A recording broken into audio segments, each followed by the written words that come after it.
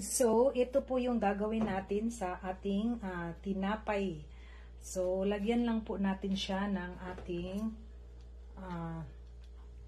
egg mixture. And after few minutes, ito na po ang ating niluto. Ayan, ang sarap, yummy.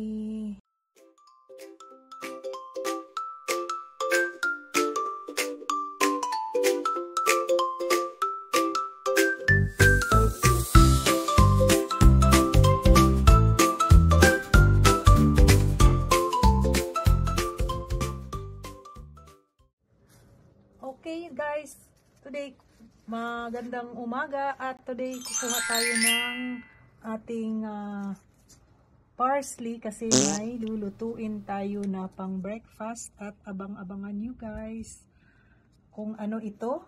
At ito po ang aming sweet basil dito sa aming 4th floor. So, napakalaking bagay po guys na meron po tayong tanim kasi hindi na po natin kailangang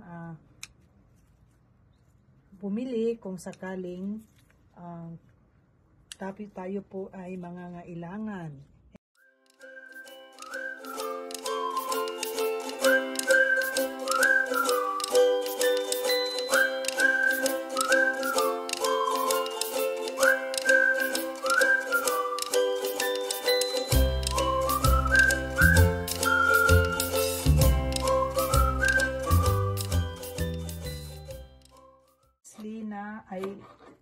Bakit ako ba parsley ng parsley? Sweet basil na kakuha lang natin sa ating puno. So, ang gagawin natin guys is pang breakfast. So, ito po. So, dalawang itlog.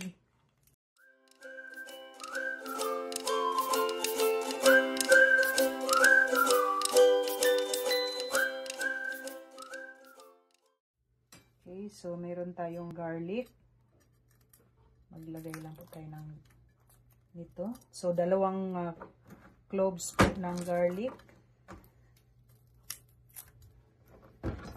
And i-mince po natin.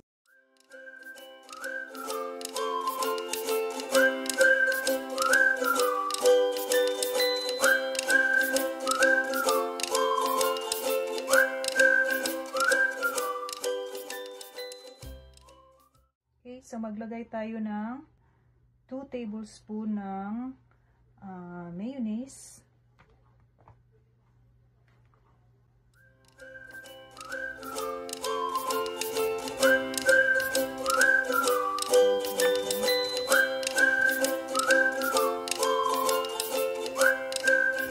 And then, 2 tablespoon din na butter or margarine.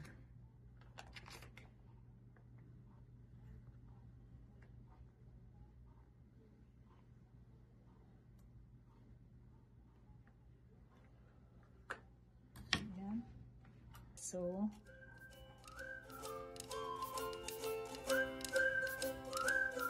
mga 1/4 teaspoon. And then, pepper.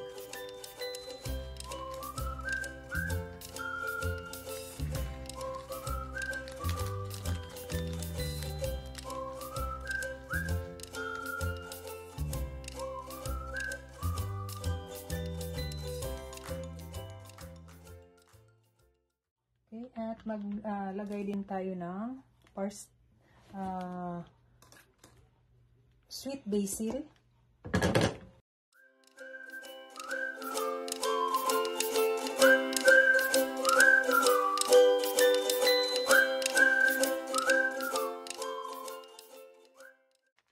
Okay, so magluluto na po tayo ng ating hotdog. So, pwede pong ilagay nyo muna sa lutuin nyo sa water.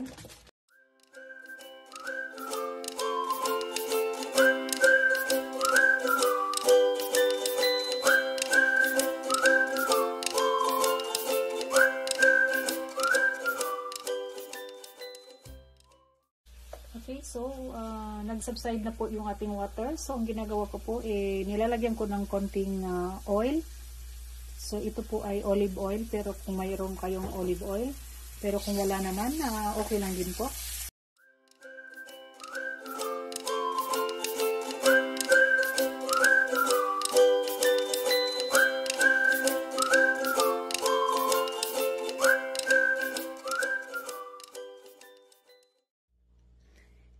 So, ito po yung gagawin natin sa ating tinapay. So, lagyan lang po natin siya ng ating egg mixture. Yan. So,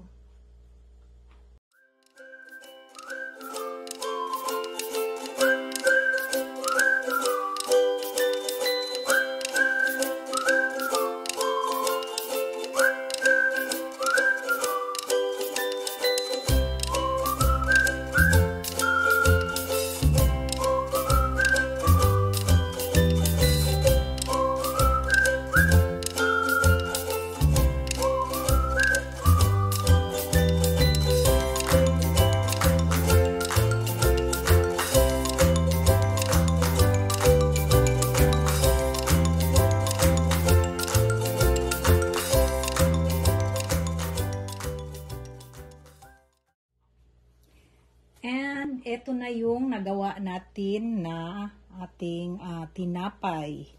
Okay, so ilagay na natin siya sa air fryer.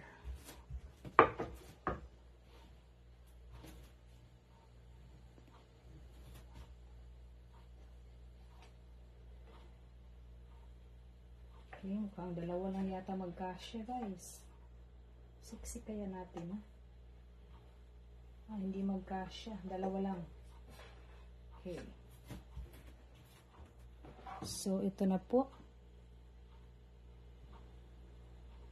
And, isalang na natin siya.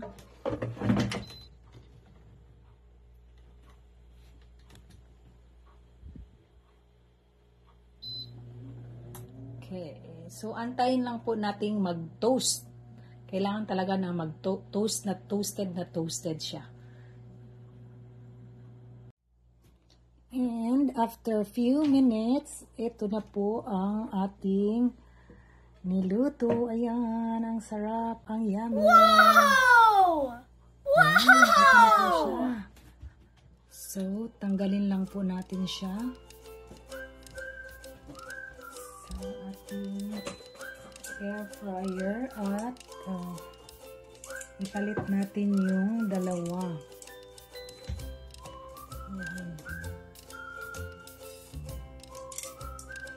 Ayan guys, ang sarap. Yuppie!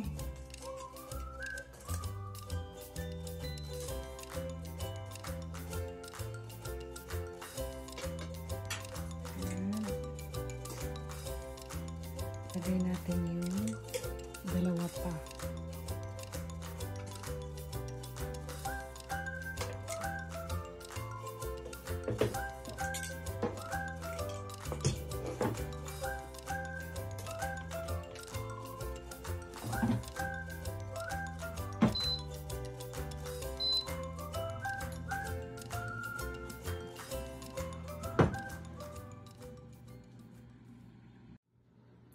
And ito na po yung naluto natin na ating